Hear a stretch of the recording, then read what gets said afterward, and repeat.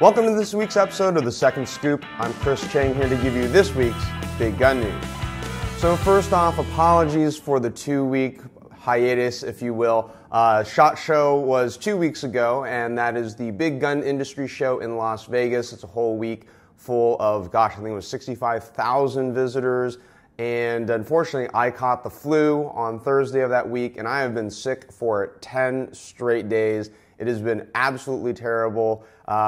If you haven't gotten your flu shot, go get your flu shot, or else you may suffer the same consequences. Also, on a PSA note, if you haven't gotten your kids vaccinated for measles, mumps, rubella, and all the other things you should get your kids vaccinated for, you should probably get your vaccinations. All the experts say that vaccinations don't cause autism. I'm not a doctor, but I listen to doctors, and I've been vaccinated. So anyway, stay healthy.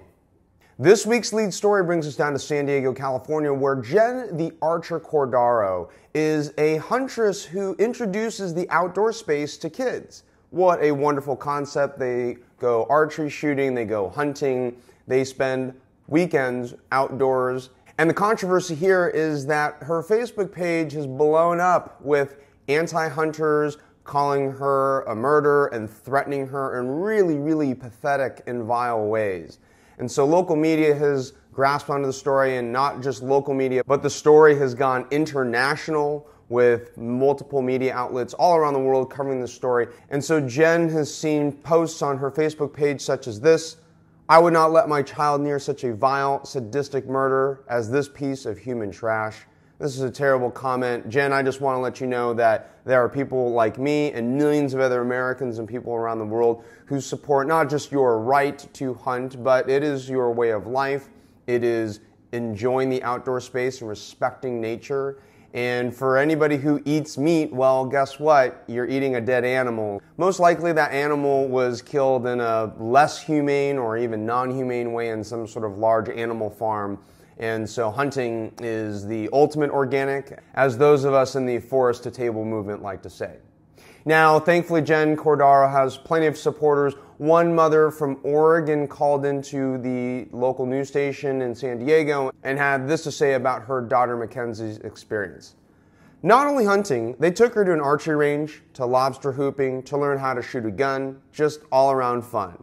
She never touched her phone or other electronics around. It was overall one of the best weekends. She said it was like Christmas every day." Jen, thanks for everything that you do. Stay strong, and you got plenty of people here to support you.